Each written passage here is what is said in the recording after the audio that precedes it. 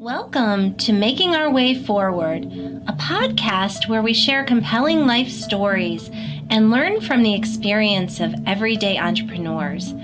At NACCE, we celebrate diversity and invite you to join the conversation as we talk to entrepreneurs and leaders from all walks of life. We hope that by telling their stories, we bring you inspiration, empower you to take action, and ignite entrepreneurship in your community.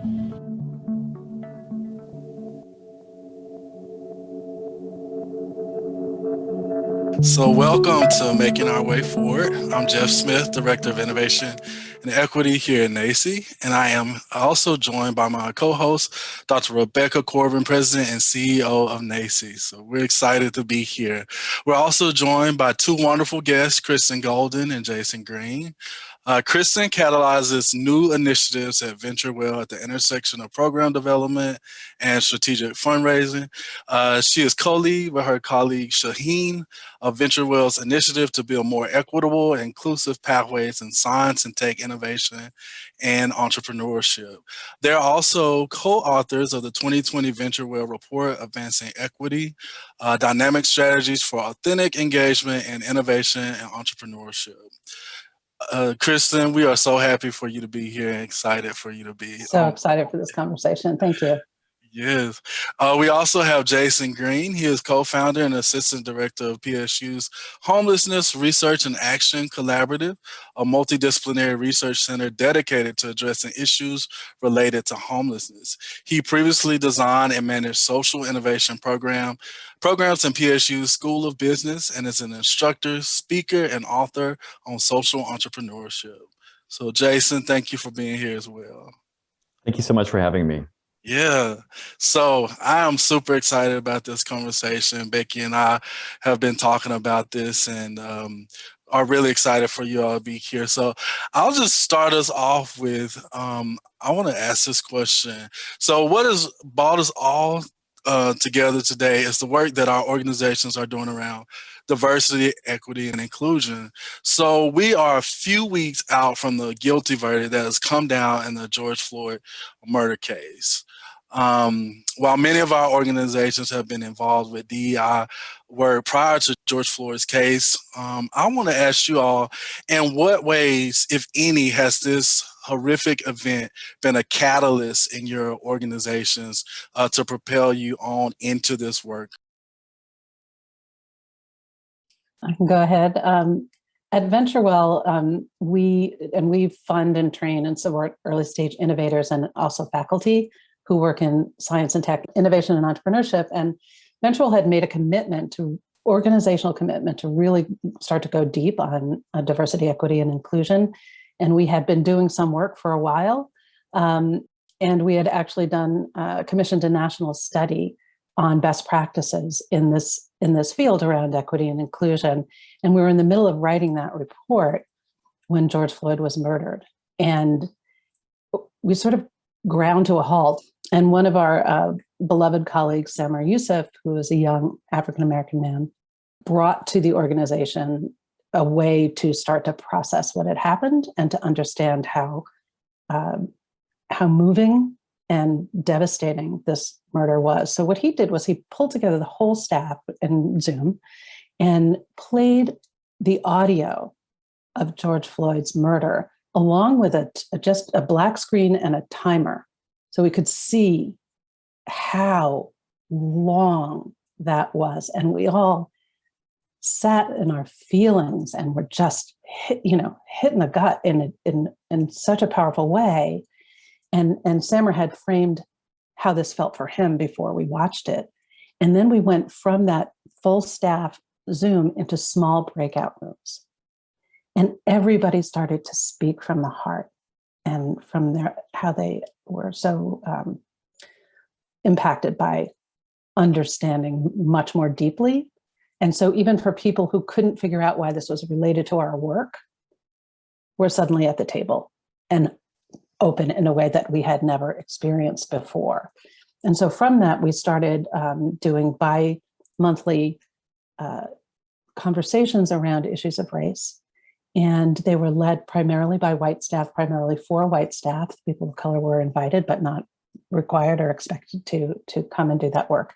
And we followed that pattern of setting up some information. We had some pre-work to do in different formats, and then really letting people come to the table by showing some powerful video or art that got us into that place where it got us out of our heads. And we've continued to do that throughout this year and into the future, I'm sure. Indeed. Thanks, Kristen. I will pose that question to Jacen as well. I think what it did was it accelerated a lot of conversations we were already having at Portland State. At PSU, a Black man had been murdered by our campus safety a few years ago, Jacen Washington.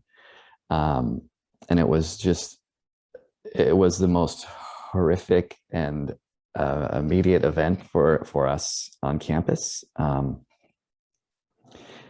Learning about that and seeing that as part of a larger pattern across the nation. So we've been having these conversations at PSU, and the campus community have been really affected by this. And I think what happened with George Floyd was that it had accelerated these conversations. I think people maybe who hadn't been engaging as much before began to see the pattern of this pattern of murders across the country and began to realize how frequent they were. And I think, like Kristen was saying, being able to see it happen made people realize how horrific it was and how horrific so many of these murders by police have been.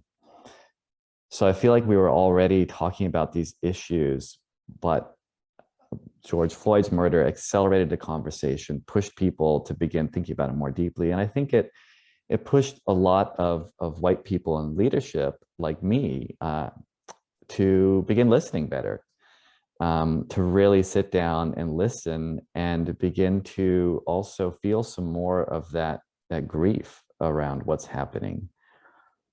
And I think that is really critical. Again, as Kristen was saying, just being able to feel some of that grief as an individual and in your organization, that's something that I haven't often seen at white dominant organizations, or even in my family growing up, being allowed to feel grief openly. And I think there's a transformative aspect to that, being accepting of that, saying it's okay to grieve about this and we can grieve together. And I think it shifts the tone of the conversation. Thank you, Jacen. Becky, I would love to hear you. Just taking all of this in, and Jeff, thank you for organizing this and thinking of the topic. I really love the work that VentureWell is doing. I'm very happy that we're able to align together. And one of the things, that I've been doing, the people that I've been interviewing for the podcast too, I've been asking them that question. And, I think we all kind of come at it from our personal experiences. And I know for me, I was so afraid that the verdict was not going to come back as guilty. And I just worried about that. And we were trying to do our work. And then all of a sudden, the verdict came back guilty. And I just started crying. I thought, my goodness, there is justice. It does not even begin to solve any of the problems, but it plants a seed of hope. And as Jeff and I and Natalia have spoken about it with other people, I think, sadly, the murders continue. And so, you don't really know how to feel. You feel hopeful, but then you feel horrified, as you all described. But I think what we try to do on Making Our Way Forward is thinking about the path forward. And Kristen, you had talked about the importance of art. And I love, Jacen, how you speak George Floyd's name. And I didn't realize until the last year how important that was. And the thing that keeps haunting me, I guess, if you will, is that with George Floyd, he was calling out for his mother. And I'm sorry. I can't even imagine, as a mother, someone doing that to my child. So I think we have a lot of work to do.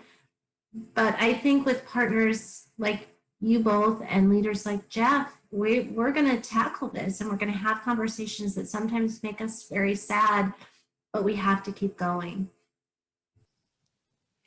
Yep. Thank you for that, Becky.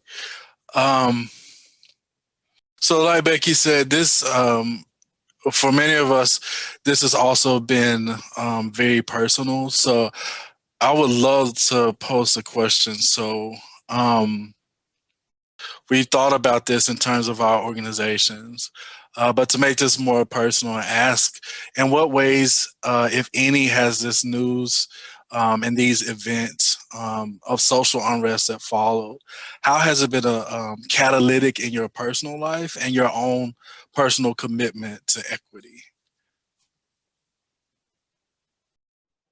Yeah, I'm happy to talk about that. Not happy, I'm willing to address that. Let me restate that. I feel like the sort of the uprisings, are an echo of what I saw with Michael Brown and Ferguson. And that's really when I first began, I think, to be aware of this and started to pay attention. And for me personally, it's one thing to read about it, and it's another as a white man to start watching the videos of predominantly Black men, but Black and brown men and women getting murdered by police. And I think, you can read the statistics and see how frequent it is. And then you watch the videos and you feel something completely different. And I felt like I needed to see these videos to understand emotionally just some part of that. And for me as an individual, that transformed my understanding of the issue. And you begin to feel that grief and that rage and that sense of incredible urgency. I mean, you're just talking about how many people have been murdered by the police just since the George Floyd verdict. It has to stop, and there is no time to lose. And we have to move quickly, and we have to move strongly, and we have to move together to have these conversations and make these changes and start to transform what's happening. And I think it's that sense of urgency as an individual that I began to feel, and I began to understand more of. Thanks, Jacen. My background is actually in equity and inclusion, anti-violence work. I am actually new to science and technology and innovation and entrepreneurship. And I came into VentureWell sort of through that path where they were starting to do this work and asked me to work on a federal grant with them. And I never left. I love it there. But at the time of Michael Brown's murder, I was working at a national nonprofit that looked at the well-being of the most marginalized people, particularly those in all the systems, whether it's around poverty or prison systems. And we worked a lot in the criminal justice system, and we were working in St. Louis at the time. So we knew people who were involved both in the criminal justice system as officers, as people in the courts who treated people so terribly. And what continues to come home to me, and what makes this so painful, is the systematic dehumanization of Black people. And I have made a commitment from the time I was in my early 20s to just learn and learn and learn and learn and understand the history and read, works of historical works and other books, see films, follow a lot of leaders on social media. And at the time of the murder, I was reading Isabel Wilkerson's The Warmth of Other Suns. And it's about the migration of Black people from the South to the North. And it's beautifully written. It's told in stories. She's a journalist. It's incredibly powerful. But what was so devastating was how many times this has happened, in how many ways, and how systemic it is. And, she talked about Emmett Till, and he was just one of hundreds of stories that she told about how Black men particularly have been murdered either by law enforcement or allowed to be murdered by, townspeople, whoever, the Klan. Um, and I would say one other turning point for me was going to a training on how to conduct conversations around anti-racism and around racism. And what we did was there were sheets hung up all around the room that were blank, and at the top of each it had a topic like education or careers or whatever it was, neighborhoods, things like that, and asked everybody to go around and write down every single incident that you knew about in history where people of color had been harmed in that particular issue area.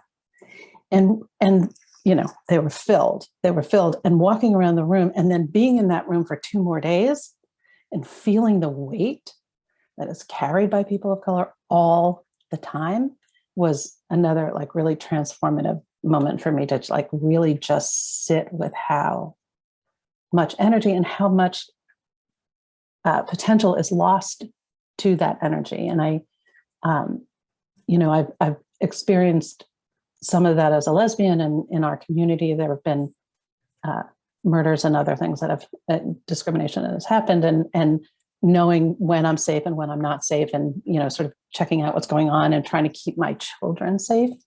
I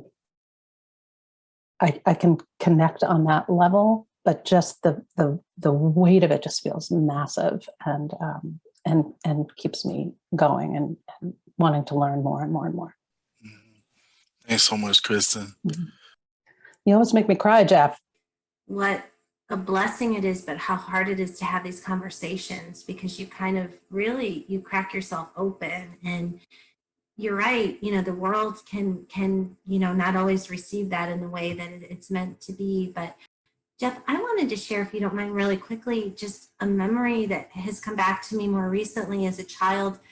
Growing up in the 70s, I remember as a little child watching that series Roots, Aldous Huxley, and I remember the impact of how horrifying it was. And where we lived in Akron, Ohio, our neighbors next door were African American, and we loved them. Like, we went over to their house, and they took my little brother Jeff to baseball games, and I just couldn't understand as a tiny child the inhumanity of that. And I think about that, like, fast forward decades later as an adult, and to see how we haven't come as far as we need to come. And as hard as it is to watch those things, and as horrifying as it was to watch the murder of George Floyd, I think it's important, even if it makes us cry, it spurs us to action. And I think that we can't be in that place where we sit on the sidelines anymore. And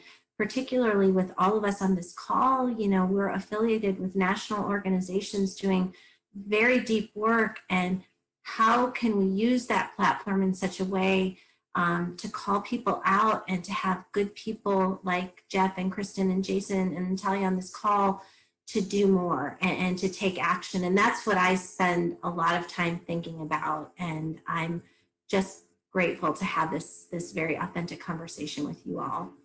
Yeah, thank you so much, Becky.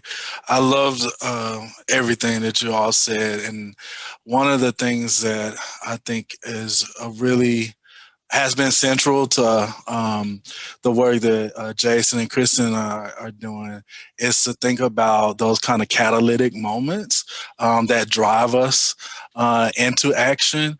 And so there is a reconciliation practitioner. Her name is Brenda McNeil Salters. And she says that in light of moving towards identification, awareness, and then reconciliation, she defines these catalytic events as painful but necessary experiences that happens to individuals and organizations that serve to jumpstart the reconciliation process. So just like Becky said, although we lament and is necessary. That lament oftentimes turns into creativity and vision for actually trying to pursue and solve these problems. And I'll have to be 100% honest. One of the things I love about NACCE, and you all have heard me say this before about Becky, is not just because she's here, but she is a real transformational leader. She creates space for people, for growth and development, and this space where you can literally bring your whole self to the table. And I think that is super important for when we are trying to engage with this work, because it's a whole self process. Mind, body, spirit, and soul is necessary to be able to engage in this work and to be sustained in this work. And so with that, Kristen, I want to ask you, can you explain the origin of the project that you, Jacen, and I, along with other colleagues, are working on? Sure, thanks. So at VentureWell, we commissioned this national study that I mentioned earlier to get a sense of who is already doing the work, what's out there, and what kind of role can VentureWell play as a facilitator. So Shaheen Mamawala and I co-wrote this report, and we put it out there, and it has a framework of action areas that folks can take in their organization wherever they are to move themselves forward. And we disseminated it through all the usual places, and we did a series of webinars on the topics, and we've done a number of presentations and conferences. And what we've been hearing from people is that while the framework isn't like mind-blowing, it's practical and it's helpful, and so people are using it. And then we thought what would be great, in addition to sort of promoting these voices, would be if we went out to the community and asked people, what are some things that either you're doing or you want to do or you want to have, like a product or tool or something that would help advance any one of these action areas, that would help our community be able to jump in. And one of the places we were struggling we were hearing from white male leaders, particularly ones who have been doing this for a long time, that they just, even though we have this blueprint in the report, they just didn't know how to enter the space, and they didn't know how to not do it wrong, if you will. You know, they're afraid of messing it up, or they didn't quite get it. And so I immediately thought of Jacen, who's been a white ally for a number of years, and I've heard him present at places, and thought that he had a good handle on how white men particularly can be in this space in an appropriate and respectful way. So I reached out to him, and he suggested that we also include some other folks. And so we have Juan Barraza and yourself, Jeff.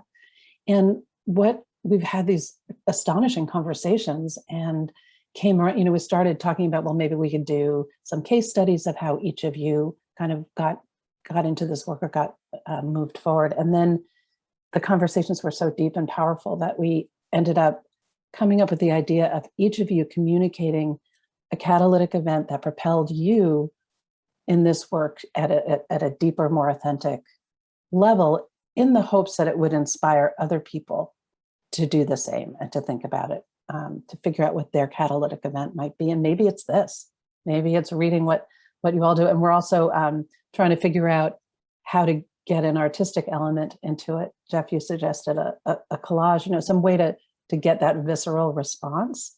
But I think you all should describe kind of how you're coming together. But this will be put together in some form that will be shared out into the community, probably over the summer or early fall. Thanks, Kristen. Jacen, I'll ask you really quickly too. What kind of led you into this, or why would you want to be a part of this project?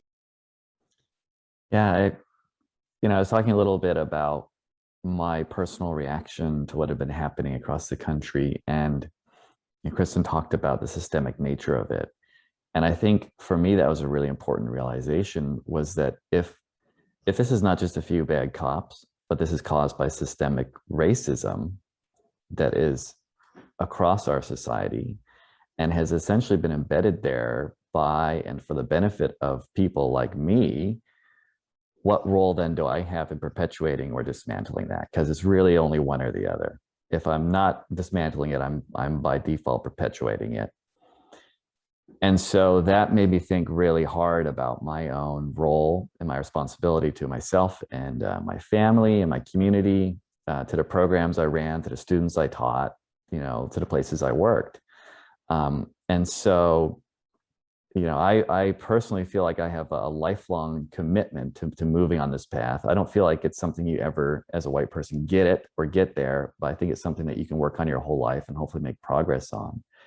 And so for me, working on sort of, dismantling white supremacist elements of the courses I teach in, the programs I manage, the research projects I'm part of, the departments and colleges I interact with at PSU, and then looking more widely at sort of the entrepreneurship networks or communities that I'm part of has been really important to me, to find a way to contribute to that. So this was, for me, a way to continue doing that work, to continue my own learning and my own journey, and then hopefully to contribute something that maybe other white people will see themselves in and can help them maybe step up more, or can encourage others to get me to step up more in moving this work forward together. Wow, thanks, Jacen. Becky, why do you think collaborations like this are important? That's a good question, Jeff. I think together, I don't think there's any problem that we can't solve, but if we want to go it alone, I just don't think that that's the way to solve these systemic problems. And I think we can also understand each other's stories more. When I hear Jacen talk, I think about my husband of 25 years who's a white man, and my father who is also a white man. And I think about the importance of these conversations. They're both people that care very deeply about humanity, but how do we make it a safer environment for those who maybe are allies, but could be even greater allies, or people who've been socialized to show that it's not always, acceptable to display certain emotions. Certain ones are okay. I think it's a complicated process, but I just wanted to say, and I'm not just saying this because you both work for VentureWell, but,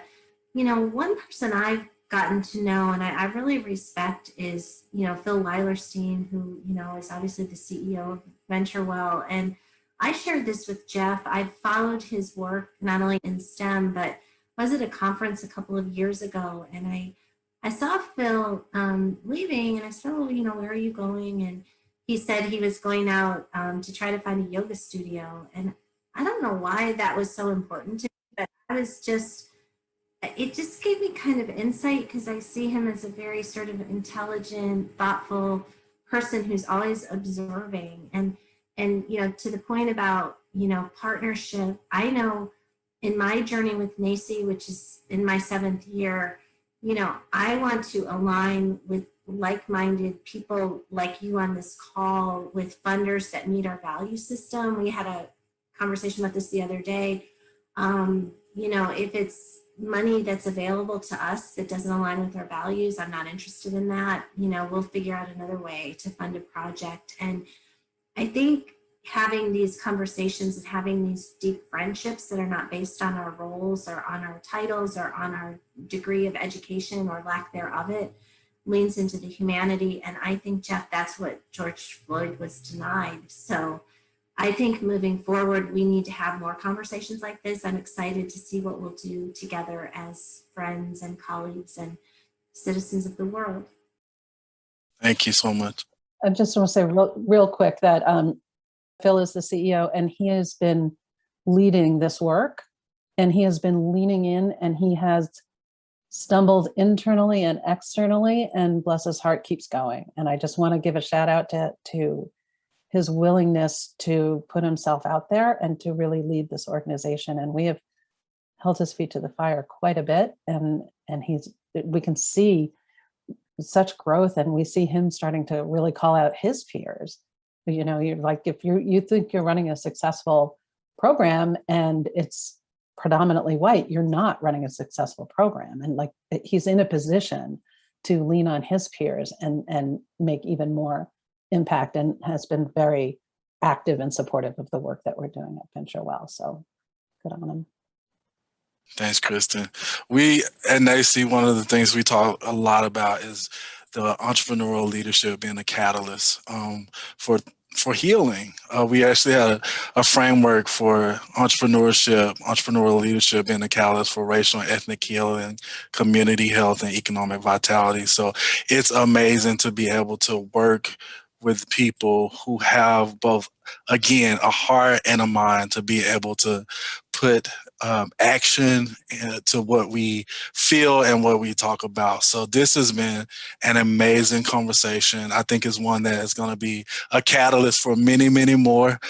Just like the project that we're working on, it is going to give us the opportunity to respond to a moment, to maximize that in deep and meaningful ways. It's not lost on us, but it's literally propelling us into a place where we're leaning into that transformation that we all know and feel that we should be pursuing. And I see each one of you as lights and people who have the capacity and the willingness to do that with all that you are. So with that said, we want to share any final thoughts or any words of encouragement that you might want to give out to people who are kind of leaning into this work, who are trying to better their communities, better their surroundings, and see equity and justice as a reality in their organizations and the places that they move, live, and work. So I'll extend that to everyone. I think one thing that I try and remind myself of a lot when I stumble, because I certainly stumble quite a bit in this work, is that it's an opportunity whenever somebody calls me out, whenever they're kind enough to call me out in whatever way they choose to do so. It's an opportunity for me to learn and grow. And it's okay for me to not get it. It's okay for me to have to work at it. And it really is a lifelong process. So I don't have to be perfect at this, because I'm never going to be perfect. All I have to do is keep making progress and maintain that commitment. Thanks, Jacen. I agree. And I would say, no matter where you are in the process, no matter what your identities are, listen. Listen to the people who are impacted. Don't respond with but, just listen and sit with it and really do as much work as you can on your own to understand the history, to understand why someone might approach this differently. Don't just sort of go with media headlines that are trying to be provocative and trying to get people to continue to feel divided and unsafe, but to just listen and be with people in their humanity. Bring your own and be open. Thanks, Kristen. I think that's beautiful. The only thing I would add to that is do something every single day. It's just reading an article or putting something out there into the world that brings light and hope and love into the world. There is so much darkness and there, but there's far more good, I think, than there are, challenges. So if we all did a little bit every single day, imagine where we would end up. Thanks so much, Becky. Well, that brings us to the end of our podcast. Thank you for helping us to make our way forward as we think through some really serious issues, but we lean into hope as we see ourselves as both learners and problem solvers. Thank you so much for joining us. We hope that listening to this podcast will help you to explore the many ways we might define entrepreneurship.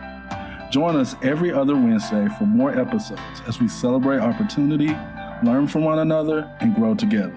Subscribe to this podcast, connect with us on social media, and learn more about today's speakers at nacce.com/podcast. We look forward to making our way forward together with you. Have you heard about our latest book, Impact Ed: How Community College Entrepreneurship Creates Equity and Prosperity? This is our roadmap for building back better in 50 states and globally. In each chapter, we share the inspiring stories of everyday entrepreneurs and explain how community colleges play a crucial role in their success. Visit us at nacce.com/impacted to order your copy now and join us in this work.